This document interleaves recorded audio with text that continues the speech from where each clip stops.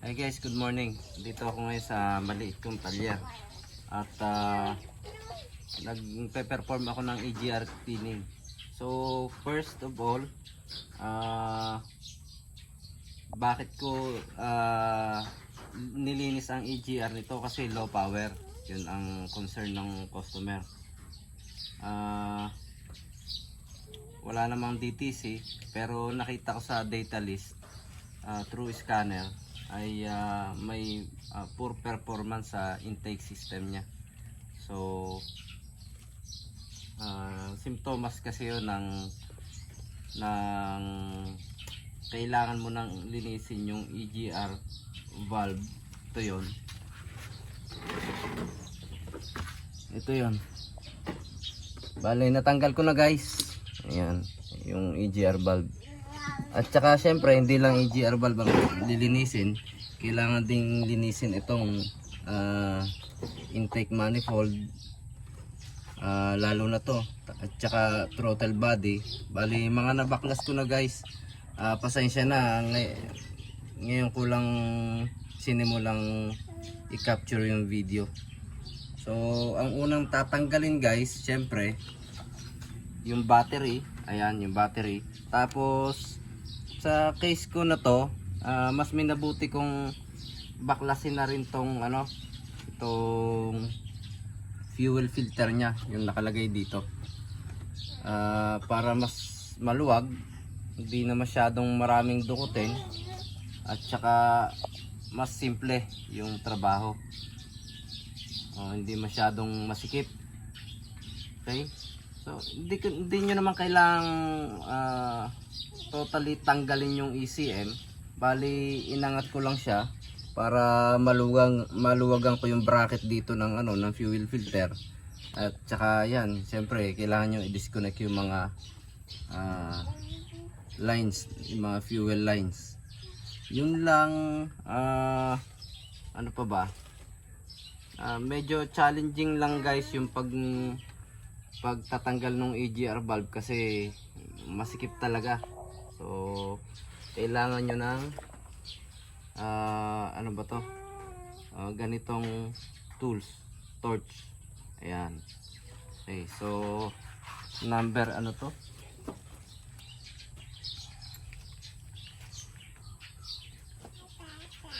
T27. Okay, so T27 na torch. Okay, ayan. At syempre pagka nabaklas nyo na, saluhan nyo ng ng basahan guys, para hindi tumulo yung diesel, yung fuel papunta do sa baba at may madaanan na electrical component, baka masira. So ito lang guys, pasensya na, ngayon lang ako nakapag video. Madali lang naman, battery, then fuse box, then itong ECM, tapos itong mga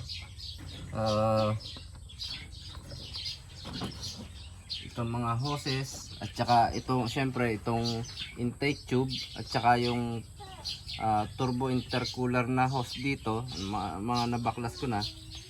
Tingnan nyo guys kung gaano karumi. Yan grabe ang dumi.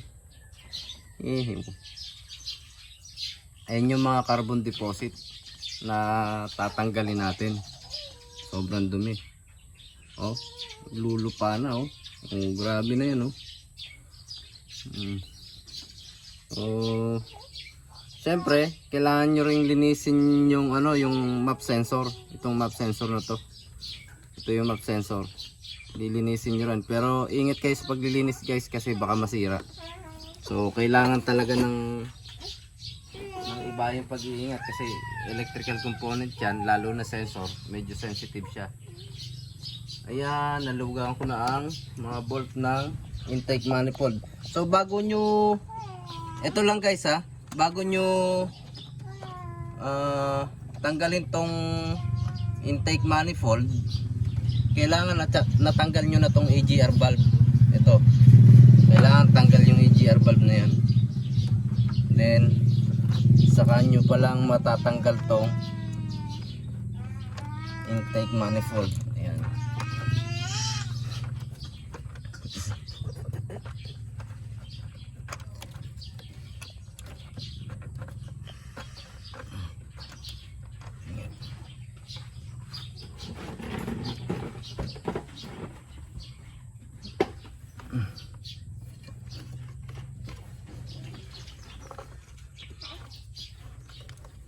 Ito guys, oh, tingnan nyo, ang dami oh.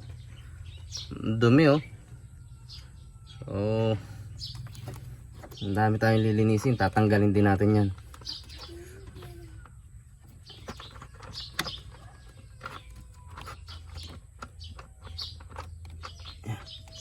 Harap pa nakakapit.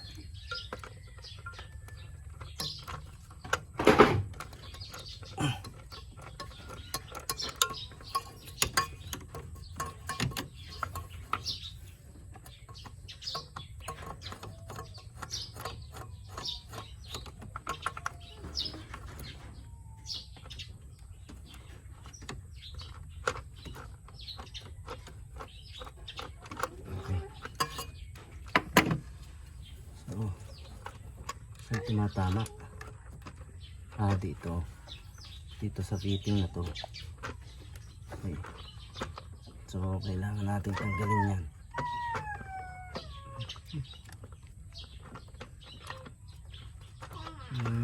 Ito rin dito. Tumatama dito. Ano yan?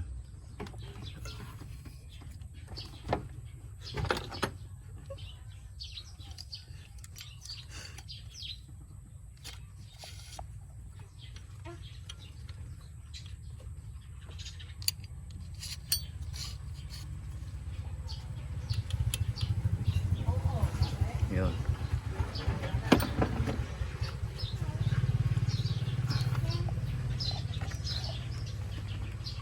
Ayan lang.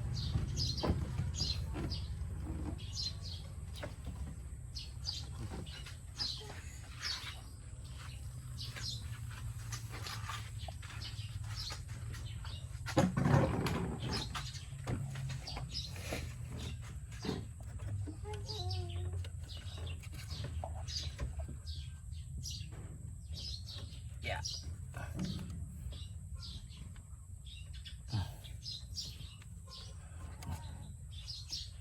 Tigas.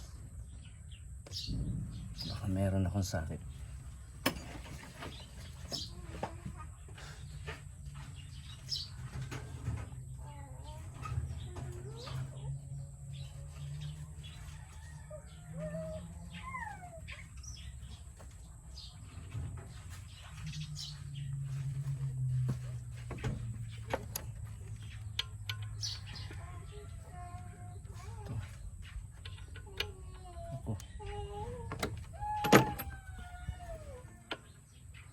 Medyo malaki.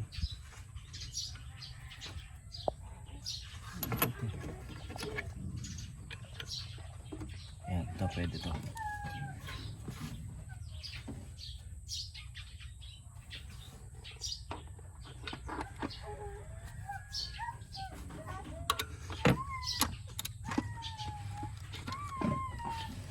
Yeah. Yun. Guys, naririnig nyo siguro yung baby ko. Nanonood, naglalaro.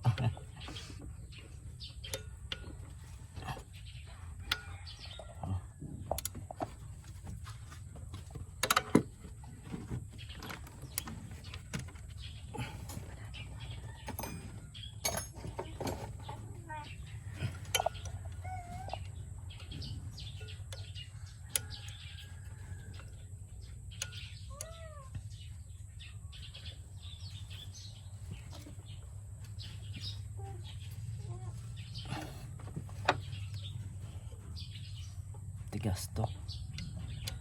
Masyadong tigas.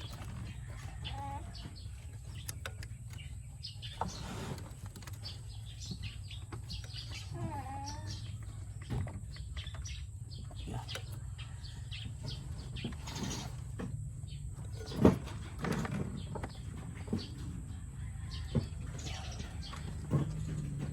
Hindi niya kaya.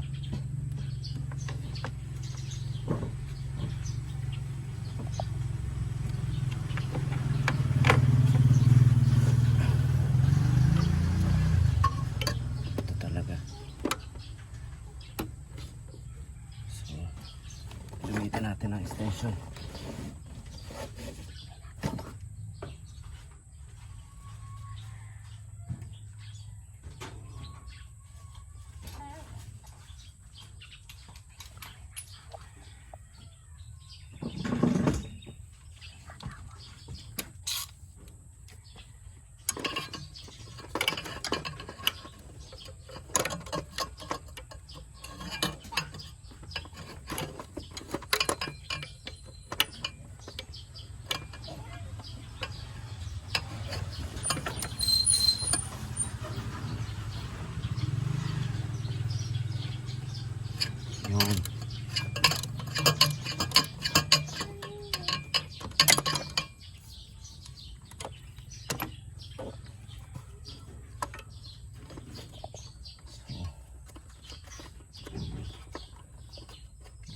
natin lugar to.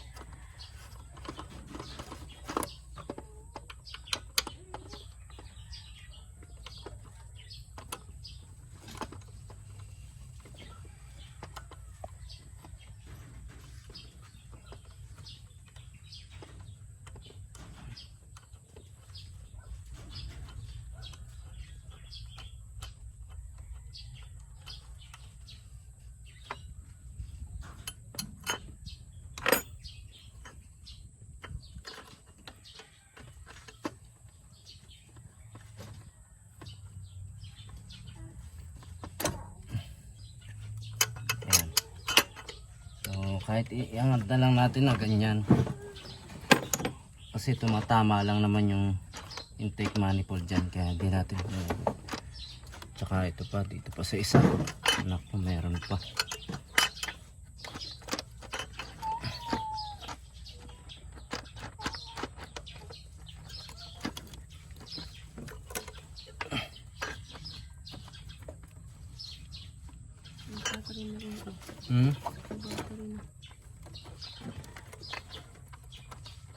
Naku, malulubat pa tayo. 10% battery naman.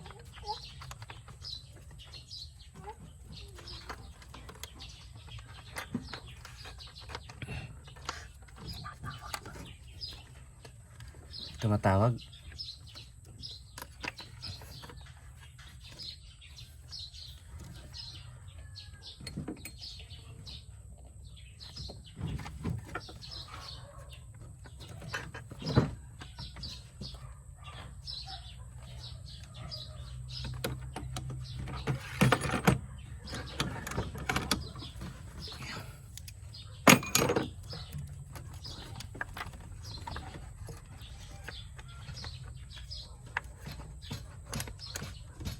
Medyo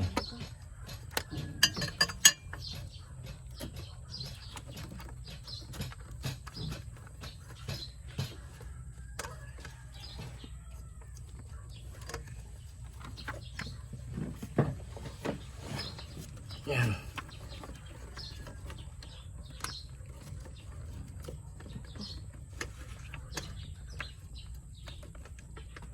Close mo.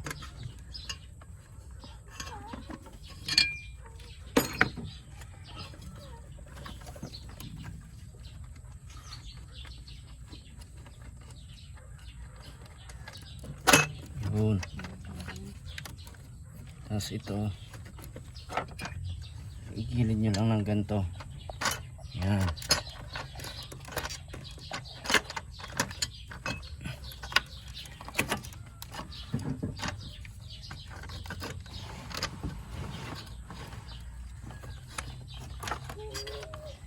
Ayan guys, tanggalin natin. Wow, sobrang dumi oh. Ayan oh. Oh, nanggigitata sa dumi. So yan ang lilinisin natin. Tsaka syempre yan din yung kahit yung bukana lang malinis natin, malaking bagay na. Pero pahigop, kailangan pahigop guys. Then kapag ka nalinis nyo, lalagyan na natin ng tape yan para walang makapasok na dumi na or tornilyo. Lalo na tornilyo guys, pag nahulugan kayo ng tornilyo tapos na yari. Okay, then ang susunod dito, ito guys, tatanggalin ko na to. Maluwag na ako doon para tanggalin yan. At saka yung AGR valve housing, ayun to. So yun lang guys, medyo mahirap yeah, sa mga nagtatanong kung mahirap, medyo mahirap lalo na sa dami ng babaklasin at saka mga dukutin. Konting diskarte lang para mas mapadali yung trabaho, at saka wag masyadong madaliin para hindi maiwasan nyo na makasira kayo ng component, kasi lahat yan mahalaga. So kapag may nasira, problema. Okay, so yun lang guys. Sana yung yung pagkakabit reverse removal lang, reverse lang ng removal. So kailangan lang linisin ng maayos. So meron akong crudo dyan, yung diesel, nagpabili na ako. Pwede na siguro 1 litro dito panlinis ito. Yung iba ibababad ko, yung iba naman pwede nang linis lang, ganun. Okay, so thank you guys, sana may na tutunan kayo dito sa video na to. Tsaka nga pala guys, kapag ka ikinabit nyo na, huwag nyo kagad i-start pagka natapos na yung installation nyo ng lahat ng mga binaklas nyo. Huwag nyo muna i-start, on off nyo lang muna yung ignition switch para ma-prime yung fuel system nito. Syempre kasi parang ano na yun, naubusan na ng ano ng fuel dito sa linya. So on off at least for a few seconds and 4 times. Yun. Okay guys, thank you. Sana may natutunan kayo. Bye.